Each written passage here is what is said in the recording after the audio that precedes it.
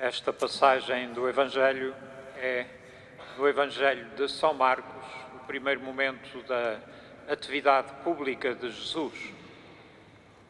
E ele apresenta-se aqui como um mestre, mas vejam que é entendido como doutrina ou ensino, não só as palavras que Jesus terá dito e que o evangelista não nos reporta, mas também o gesto de expulsar um demónio deste homem que estava a sofrer essa possessão. A primeira leitura que os organizadores da liturgia hoje nos apresentaram ajuda-nos a compreender que os primeiros cristãos, e certamente São Marcos entre eles, viram muitas vezes Jesus, olhando para Jesus, viram-no a cumprir aquilo que é anunciado a Moisés nessa passagem do livro do Deuteronômio. Quando Moisés diz ao povo: o Senhor teu Deus fará surgir no meio de ti e entre os teus irmãos um profeta como eu. Os primeiros cristãos viram em Jesus esse profeta que retoma a tradição de Moisés, não simplesmente como Isaías ou Jeremias, mas alguém que, como Moisés, realiza gestos da parte de Deus, como foram as pragas do Egito, como foi a travessia do Mar Vermelho, portanto, gestos importantes para a salvação da humanidade. E este gesto em relação ao demónio, ao espírito impuro, é um gesto que assinala o que vai acontecer a seguir no Evangelho. Podemos perguntar, mas porquê que Jesus manda calar este espírito impuro quando ele diz: sei quem tu és, o Santo de Deus? Parece que o demónio percebeu quem era Jesus e está a dizer a verdade. Porquê que Jesus então manda-o estar calado? Há quem diga, bom, o que o demónio está a tentar fazer ao dizer o nome escondido de Jesus, o Santo de Deus, é tentar controlar Jesus. Não sei se vocês já leram Harry Potter, mas no Harry Potter há um nome de um bruxo que não se pode pronunciar. As pessoas têm medo de dizer esse nome, porque pode ser que o poder dele se infiltre. Mas há o Harry Potter que tem a coragem de dizer o nome e acaba por mostrar que controla também a situação.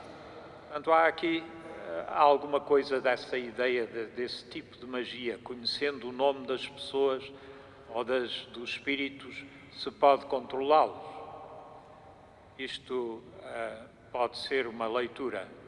Pessoalmente, prefiro uma outra. Se tivéssemos lido o texto completo desde o início do Evangelho de São Marcos, que é um pouco mais atrás, quer dizer, não é assim muito antes do que ouvimos agora, ouvíamos o Espírito Santo descer sobre Jesus em forma de pomba no momento do batismo e depois esse mesmo Espírito impulsionar Jesus para o deserto.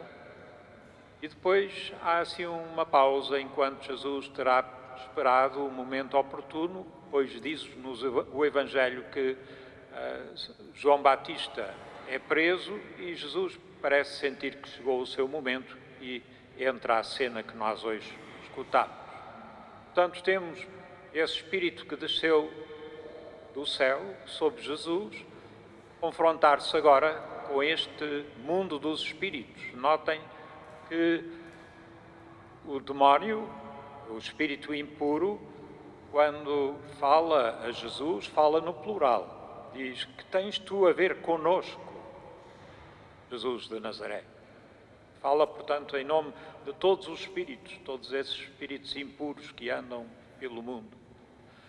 E nós podíamos lembrar essas forças que, infelizmente, marcam o coração e a mente das pessoas.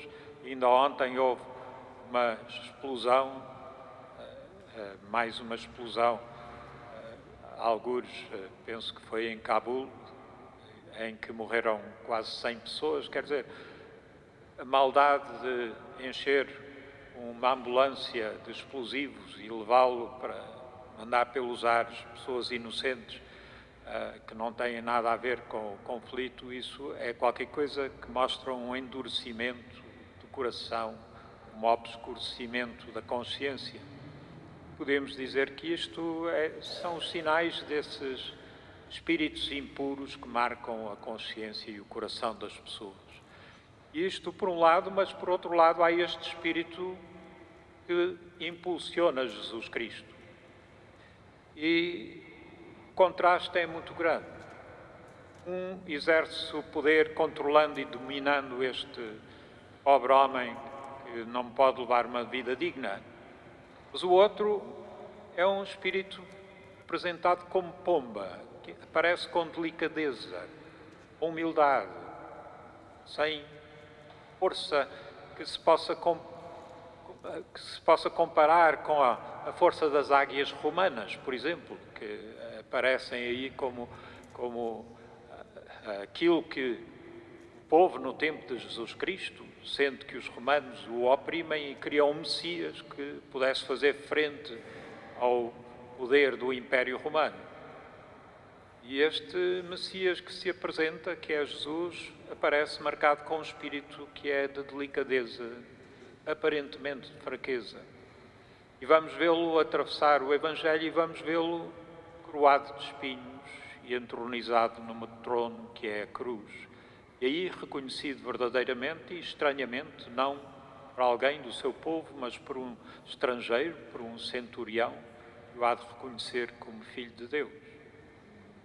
E, portanto, o que este evangelista nos pretende ajudar a compreender é que a força do Evangelho, a força do Espírito de Deus, é qualquer coisa de delicado, mas que transforma profundamente o coração desta humanidade da qual fazemos parte, através de gestos que são o dar a vida pelos outros, perder-se para que os outros possam ter mais vida.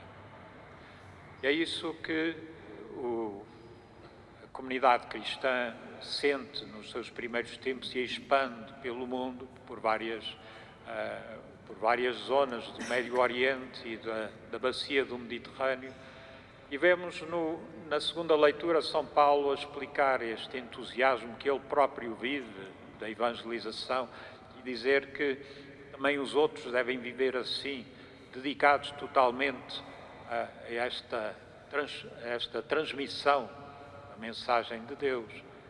Por isso, aqueles que são solteiros são melhores do que os que são casados, porque os que estão casados estão preocupados o marido com a mulher ou com as coisas da casa, enfim, e é preciso estar-se totalmente dedicado a Deus. É preciso também ter em conta que São Paulo vai amadurecer esta ideia e a comunidade de São Paulo vai amadurecer esta ideia e vamos ver nesta primeira comunidade cristã surgir duas correntes, esta corrente missionária. Mas existe uma outra corrente que também não podemos esquecer, que é daquela das comunidades que se formam e que aparece na Epístola aos Efésios, em que na Epístola aos Efésios se diz que o casal humano, o amor entre marido e mulher, são o sacramento, são o sinal do amor de Jesus Cristo para com a sua Igreja. Portanto, vemos estas duas tensões no interior da Igreja e elas existem. Quantos aqui não têm essa vocação de serem eles próprios essa presença de Jesus Cristo junto dos seus filhos, maridos, junto da mulher e vice-versa? Ao mesmo tempo temos as congregações religiosas de gente dedicada à missão que se consagra totalmente a isso.